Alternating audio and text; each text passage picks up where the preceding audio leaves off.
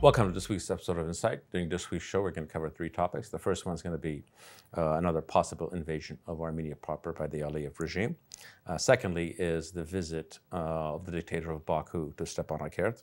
And lastly, our analysis of this leaked meeting in Istanbul between Russia, the United States, and the EU, representatives that happened 2 days before the illegal invasion of Artsakh on September 19th.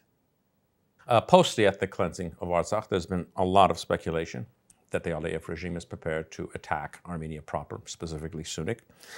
There's been a lot of back and forth and contradictory information over the last couple of weeks, and it seems that on some levels this is somewhat backed off because of this rhetoric about the Iranian alternative to the corridor that's going to go through Sunnik and all of these things. This is obviously all being pushed by the Russian state for very specific gains for their side.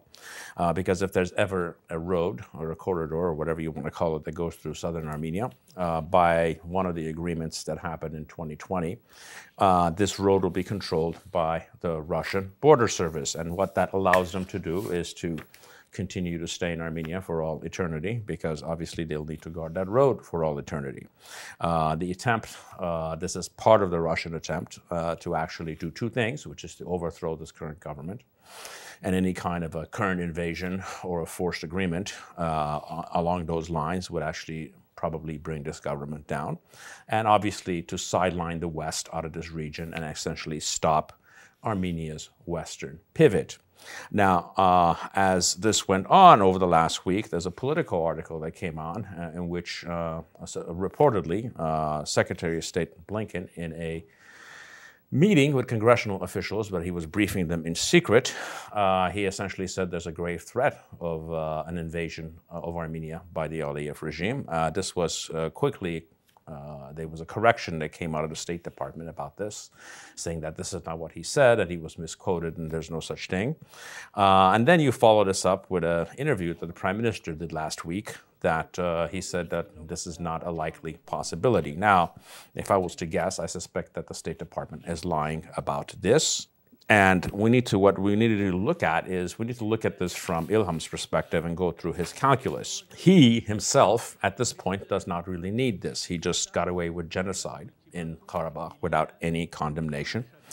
Attacking another sovereign state, unlike attacking Artsakh, is a whole different category of aggression and could bring much greater consequences. But if there's enough pressure from Russia or Turkey, and if he thinks that he has nothing to fear in consequences from the West, this might be something that is worth doing for him at this time. I think the Russian play here is very simple. They're probably not planning some 40-kilometer march across Armenia. What they're likely going to do is to have significant incursions, and then the Russians come and broker the ceasefire. And then they get to be the guys that ended the war, and they get to get all the things that they want, which is control the road and to overthrow this government.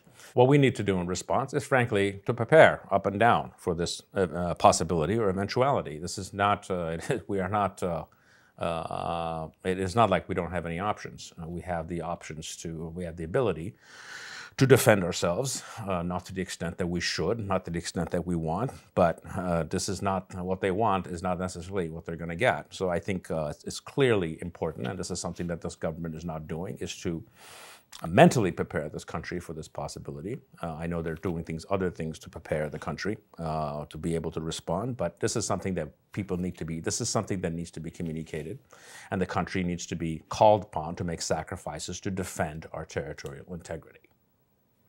Now we're going to move on to the second topic of the week, which is Ilham Aliyev's visit to Stepanakert, the empty Stepanakert that now he rules over.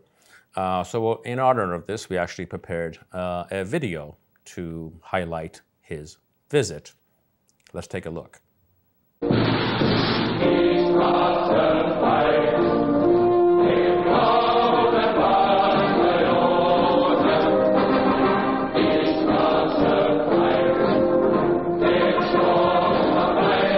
No, guys, this is the wrong one. Play the newer version, please.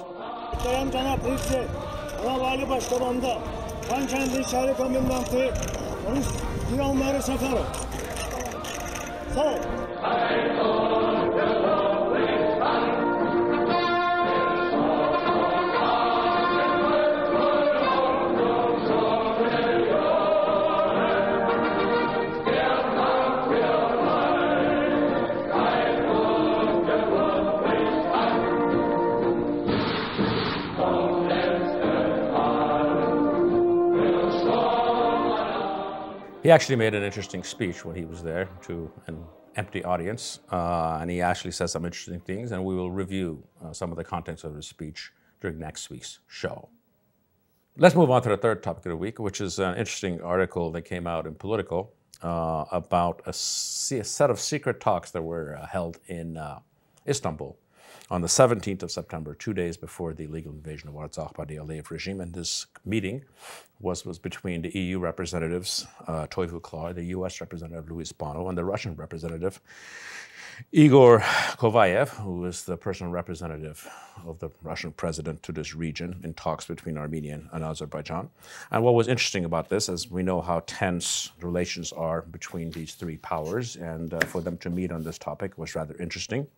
The supposed reason for this meeting was to end and mitigate the illegal blockade that the regime was holding on for 8 months and sort of find ways to get people in Stepanakert supplied with food and other necessities.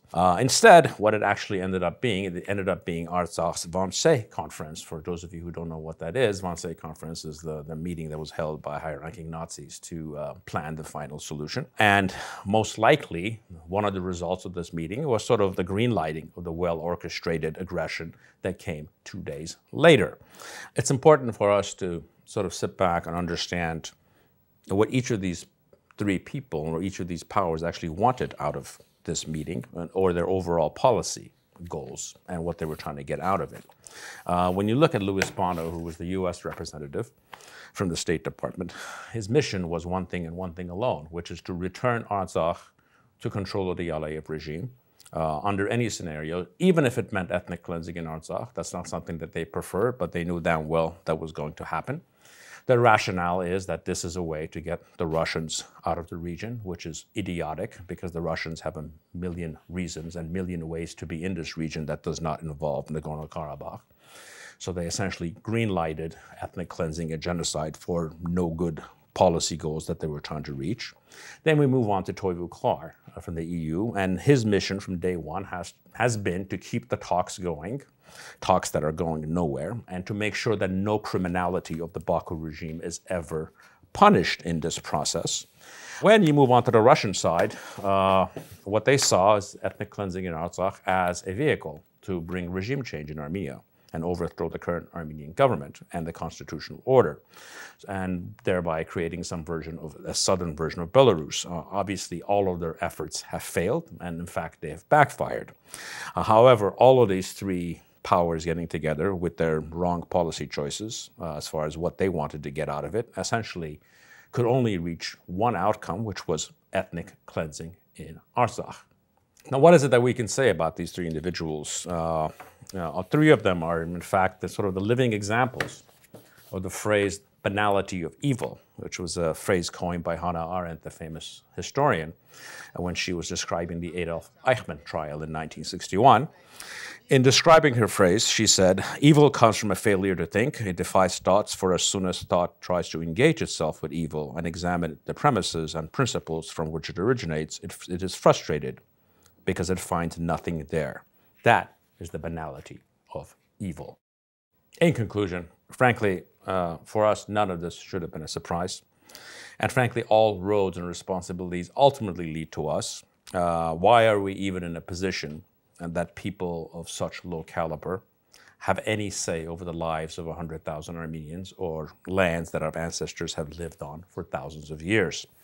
What's the task ahead for us?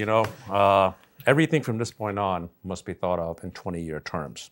We have a tendency to jump from emergency and emergency and how do we deal with tomorrow's issue, but everything must be thought about over the next 20 years. Everything we do from business, education, to defense, to economic growth, development, and culture should be viewed on a long-term basis of what is it that we want to do. And frankly, nothing matters except the next four things I'm going to outline, which is wealth, economic development that leads to it, political influence, intelligence, and most importantly, the capacity for extreme violence. We focus on building up our country on these 4 points, and we can resettle all of these issues in ways favorable to us, no matter what the world has to say. Thank you for joining me in this successful of Insights.